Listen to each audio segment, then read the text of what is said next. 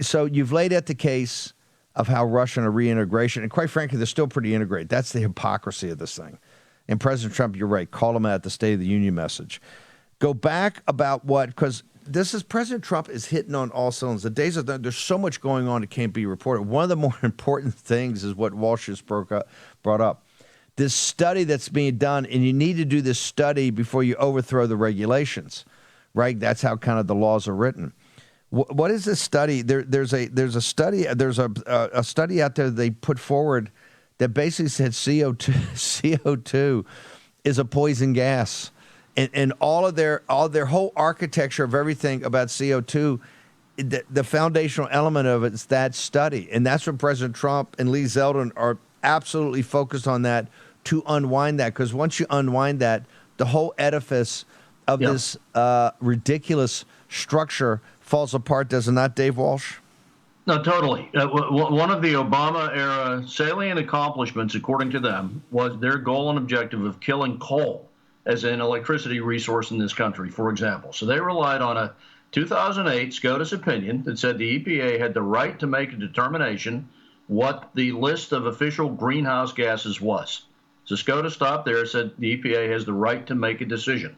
So in month one of Obama's administration in 2009, they put forward a study of the endangerment finding, representing that if found so, CO2 would be named one of the essential greenhouse gases destroying the planet.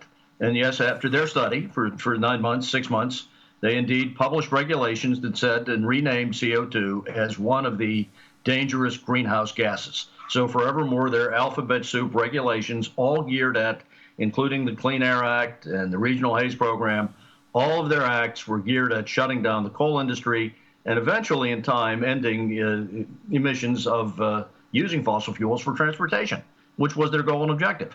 And now, fortunately, under the SCOTUS ruling of a couple of years ago, where the Clean Air Act was struck down based on a ruling that, guess what, the EPA vastly overreached its charter in doing that, in stepping into the economy of the country and using the diminishment of fossil fuels as the predicate for making these decisions. So Zeldin has proclaimed we'll do a study, and properly so, to look at the endangerment finding again and redecide whether something that is only 5% emitted by human beings and 95% naturally emitted.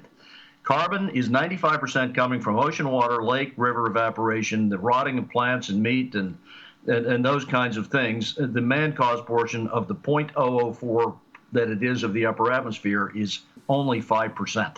Therefore, restudying what a number of notorious scientists have claimed, Bill Happer being one, Dick Lindzen, the chair of physics at MIT, that CO2 has nothing to do whatsoever with warming, and give that fair play and hopefully strike down the endangerment finding, which is at the core of their whole war, the left's whole war on coal, now on natural gas-fired power, which we have a great abundance of, and against transportation through vehicles with gasoline.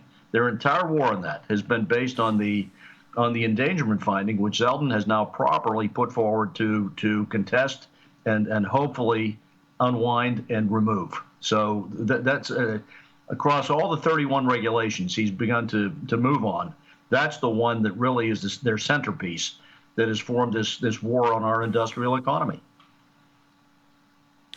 Talk to me about some of the titans of artificial intelligence. I particularly want to focus on Bill Gates. All of a sudden, he's one of the biggest drivers of this whole climate change thing. It was a passion. It was his calling in life. And all of a sudden, not so much. Why is that, sir?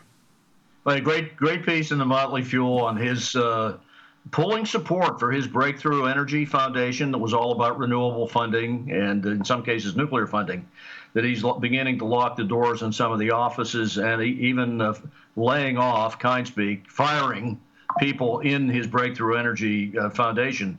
The reality of it, Bill Gates, $140 billion of wealth, 35% of it is invested in firms who are heavy into AI.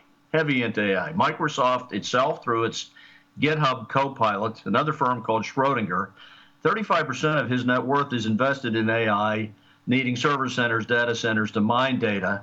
He understands now fully his wealth is dependent on gigantic power generation facilities running all of the time to mine data and have AI data supported in the next 5 or 10 years, not 15, 20 years from now, such as maybe some of the studies on modular nuclear reactors can work out under present regulatory oversight. We're talking 15 to 20 years. What's necessary right now is gas-fired power that we have in abundance to power these kinds of mega, 1 giga, 1,000 megawatt, 2,000 megawatt server centers for AI. He understands and recognizes that fully. So suddenly he's backing off on his prior support for everything green, because that kind of energy is intermittent, part-time, and doesn't work well enough to support a data center. He's got it. So he's turned on his heels, changed his message completely now. If you look at his pulling support for his breakthrough energy. And this has happened industrially. You can't trust these guys. Now, NextEra has done this. NextEra, who promoted a whole stock story based on net zero decarb as a utility, have now signed a long-term agreement with GE Vernova to supply them gas turbines for all of their major AI and data center clients nationally. So here we go. Even companies in the last 9 months who have been hell-bent for leather on this net zero decarb messaging have suddenly shifted their actions. And you know something about gas turbines. The gas turbine market globally is on fire right now, right? It's specifically about this. They're all ramping up for these data centers.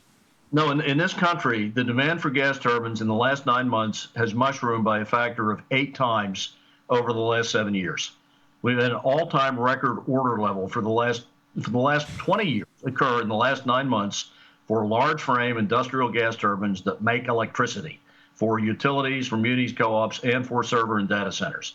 So we have a gas turbine boom underway. The major OEMs are all sold out from 2027 to 2028.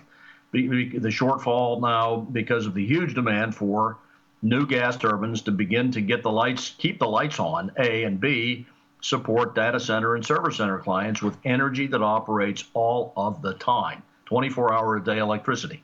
What we've been talking about here for years. Now it's happening. So, and a lot of this buying binge happened, I believe, in anticipation of an administration change, which thank God has happened.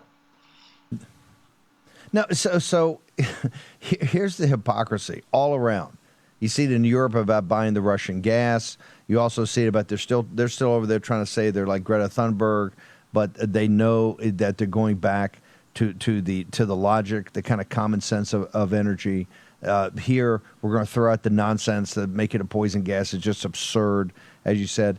But what gets me is the oligarchs. They would have had us living in pre-industrial times like Russian serfs with no energy, right? This intermittent energy.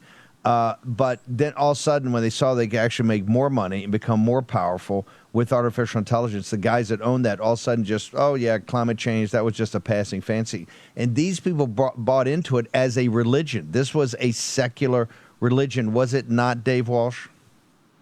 Well, they bought into it as a religion in strong collaboration with China, who were supplying a lot of their business interest in this space, lithium-ion batteries, thin-film PV, solar panels, inverters to support the build-out of 60, 70, 80 billion a year of imports into Western Europe and Europe generally of Chinese-made energy products of the type I mentioned. That was in the mix too. Show me the money. European business people, utilities, and developers making money on that. But guess what? You're exactly right. Now this has come along. This is a prettier date here. AI looks like a much bigger potential market. Guess what? We need electricity for that all the time. So we're going to throw out the solar on the AI business. Actually, is more value adding. So that's exactly what's happened. And then it's shameful. That old school. Shameful. No, it's shameful.